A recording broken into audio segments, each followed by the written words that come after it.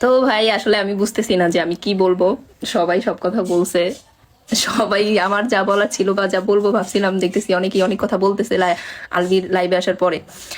কিন্তু আমার কি আর জানি মনে হয়েছে যে আমি একটা ভিডিও করি ডিফারেন্ট, তোমাদের সবার থেকে আলাদা একটা ভিডিও। সেটা হচ্ছে যে ওই যে লাইভে আসছে আয়শা, যে তোমরা সবাই জানো, আমরা সবাই জানি যে ওই অ্যাক্টিং করতেছে, কান্না করতেছে।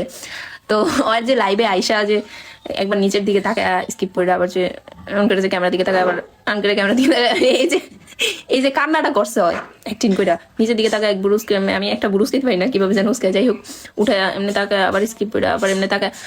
এই অ্যাক্টিংটা তো ওর হয় নাই। তোমরা অনেকে ওর কথা শুনছো, কথা দিয়ে ভিডিও করছো, বা কি ওর কথা শুনে তোমরা ভিডিও করছো, রিয়াকশন ভিডিও করছো। আমি ওগুলা কিছু করার দরকার নেই, ওগুলো তোমরা যথেষ্ট পরিমাণ করছো। আমি শুধু এতটুকুই জানতে চাই যে বুরুজকে যে এই অ্যাক্টিংটা করছে, এটা কি লেগে করছে, এটা কেন করছে? তোর কান্নার অ্যাক্টিং তো হয় নাই ভাই, তোর আরো তুই একটা অ্যাক্টর, একটা মানে নায়ক, তোর তার দক্ষ হওয়া উচিত ছিল। হ্যাঁ, আরো এক্সপার্ট হওয়া উচিত ছিল, তোর অ্যাক্টিংটা হয় নাই তোর অ্যাক্টিং, বুঝছস? আর কি আরেকটা কথা বলছে, তিথির সাথে নাকি ওর মেন্টালি ম্যাচ করে। হুম, তোর বউ, তুই বিয়া করছস 14 বছর, 16 বছর সংসার করছস, ওই মাতারির লগে তোর মেন্টালি ম্যাচ করে না, তোর আরেক মায়ার লগে মেন্টালি ম্যাচ করে দেখা তুই হে মায়ের লগে পরক্রিয়া করস? এটা মানা যায়? প্রেম করে বিয়ে করছিস, ভালোবেসে বিয়ে করছিস, একটা সন্তান হইছে, এখন তোর মেন্টালি ম্যাচ করা বন্ধ করে গেছে, বন্ধ করে দিছে এককালে। তুই এলাকা পরক্রিয়া করতেছিস?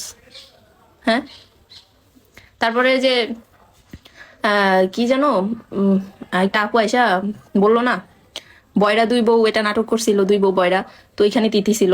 তো ওইখানে গিয়াও তুই যা কুকর্ম করছোস তিথির সাথে, এগুলা সব তো আপু আইসা হচ্ছে যে ফাঁস করছে। তুই যে এগুলা করছোস কি লেগে করছোস ক? এখন তুই তুই যে আইসা বলতাছোস যে তুই পরক্রিয়া করস নাই তিথির সাথে, তোর জাস্ট ফ্রেন্ডের সম্পর্ক, হ্যাঁ এই সেই, এটা এটা এখন কি আছে? সত্যিটা কি? তুই যে মিথ্যা বলছোস, তোর মুখের উপরে মানুষ তো এখন স্যাফ ফালাইবো, তুই মিথ্যা বলছোস এই জন্য। কারণ তুই যে তিথির সাথে সম্পর্কে ছিলে, এটার হাজার হাজার প্রমাণ আছে, বুঝছস?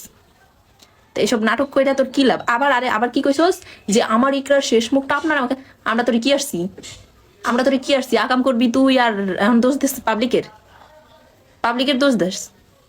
তোরা বাংলাদেশ আইলে তো সবাই পিছিয়ে এলেবে, একদম পিছিয়ে এলেবে তোরে, বুঝছস? তুই আইস বাংলাদেশে, গালি দিলাম না, রমজান মাস দেখা চাইপা গেলাম গালিটা।